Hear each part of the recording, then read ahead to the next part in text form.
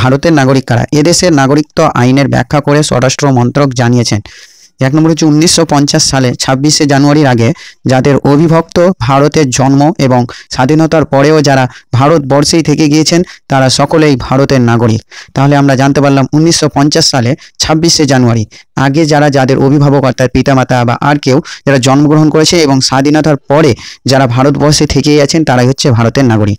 প্রথমত আমার চ্যানেলটি সাবস্ক্রাইব করে নাও এরকম ভিডিও পাওয়ার জন্য, কারণ তোমাদের জন্য এরকম ভিডিওগুলো আমি নিয়ে আসবো। যদি তোমরা পাশে থাকো তাহলে আমার ভিডিওটা লাইক করবে, শেয়ার করবে এবং তোমরা সাবস্ক্রাইব করে আমার পাশে থাকো, তাহলে তোমাদের জন্য আমি নিত্য নতুন এইরকম ধরনের আমরা ভিডিও নিয়ে আসবো।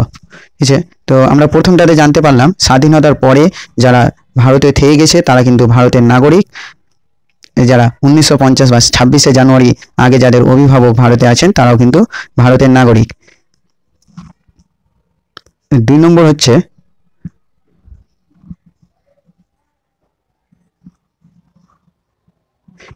1950 সালে 26শে জানুয়ারির আগে যাদের অবিভক্ত ভারতে জন্ম এবং ওই সময়ের মধ্যে যারা পাকাপাকিভাবে থাকার জন্য এদেশে চলে এসেছেন তারাও তাই বলতে ভারতের নাগরিক। তাহলে 1950 সালে 26শে জানুয়ারি যারা ভারতে এসেছিলেন আর কি অন্য দেশ থেকে তারাও কিন্তু আমাদের এই ভারতের নাগরিক।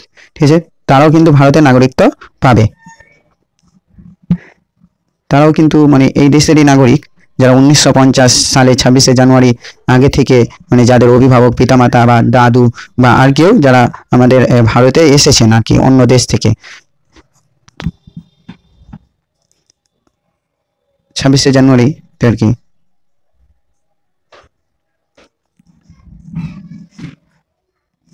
1950 সালে 26শে জানুয়ারি থেকে 1987 সালের 1 জুলাইয়ের আগে যারা ভারতে জন্মেছেন তারা সকলেই ভারতের নাগরিক। এগুলো বেশিরভাগ আমাদের সবারই এগুলো 1950 সালে 26শে জানুয়ারি থেকে 1987 সালের 1 জানুয়ারি আগে যারা ভারতে জন্মেছেন, ভারতে যারা জন্মেছেন তারা সকলে কিন্তু ভারতের নাগরিক। তারপরে 4 নম্বরে আছে 1987 সালে 1 জুলাই থেকে 2004 সালে 2 ডিসেম্বর মধ্যে এদেশে যাদের জন্ম তাদের বাবা মায়ের মধ্যে অন্তত একজন ভারতের নাগরিক হলে তিনিও ভারতের নাগরিক।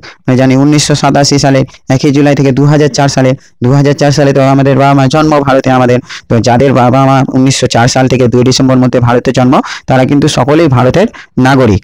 ঠিক আছে, 2004 সালে 2 ডিসেম্বর থেকে যেটা প্রত্যেক জনেরই আমাদের প্রত্যেকদের বাবা মা কিন্তু 2004 ডিসেম্বরে মানে জন্ম, তারা কিন্তু আমরা কিন্তু প্রত্যেকেই ভারতের নাগরিক।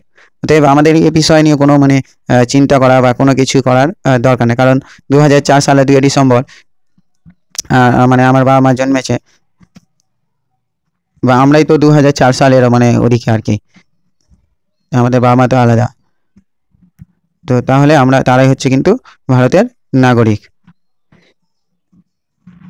5 নম্বর 2004 সালে 3 ডিসেম্বর কিংবা তারপরে যাদের এদেশে জন্ম তাদের বাবা মা দুজনেই ভারতীয় হলে তিনিও এদেশের নাগরিক, কিন্তু বাবা মায়ের মধ্যে অন্তত একজন ভারতীয় নাগরিক না হলে সন্তানের নাগরিকত্ব প্রশ্নের মুখে পড়বে। তাহলে আমরা এখানে 2004 সালের 3 ডিসেম্বরের মধ্যে বাবা মা যে কোনো একজন দুজনেই হলেই হবে, তাদের মধ্যে কিন্তু তাদের যদি সন্তান জন্ম হয় তাহলে সে সন্তানটাও কিন্তু ভারতের নাগরিক। কিন্তু যদি তাদের বাবা মা দুজনে অন্তত একজন যদি ভারতীয় নাগরিক না হলেই কিন্তু সন্তানের নাগরিকত্বের প্রশ্ন উঠবে। দুজনের মধ্যে একজন যদি ভারতীয় নাগরিক না হয় 2004 সাল থেকে, কিন্তু তাকে কিন্তু মানে ভারতীয় নাগরিকত্ব প্রমাণ করতে হতে পারে, যাকে সিএএতে পড়তে হতে পারে, তাকে ফর্ম ফিল আপ করতে হবে। ঠিক আছে, বাকি এগুলো আমরা যেগুলো বললাম সেগুলোর ক্ষেত্রে কিন্তু সিএ ফর্ম ফিল আপ করতে হবে না। 2004 সালে 3 ডিসেম্বর কিংবা তারপরেও যাদের এদেশে জন্ম, যেটা সবার ক্ষেত্রেই হয়ে থাকে, আমরা তো 2004 সাল 3 ডিসেম্বরেই, এর আগেও অনেকের জন্ম, কিন্তু হ্যাঁ যদি তাদের মানে স্বামী স্ত্রীর মধ্যে একজন যদি ভারতীয় নাগরিক না হয় তাহলে হয়তো তার সন্তানটা সিএ এর মধ্যে আওতায় আসতে পারে, তাদেরকে কিন্তু ফর্ম ফিল আপ করতে হতে পারে। ঠিক আছে, তো যেগুলো আমরা এখানে 5টা মানে পড়লাম তারাই হচ্ছে ভারতের নাগরিক। সিএতে কাদের আবেদন করার প্রয়োজন নেই? নাগরিকত্ব আইনের ব্যাখ্যায় যারা 1 থেকে 4 এর মধ্যে তাদের আবেদন করার প্রয়োজন নেই, অর্থাৎ 1 থেকে 4 বছরের মধ্যে যারা, তাদের কোনো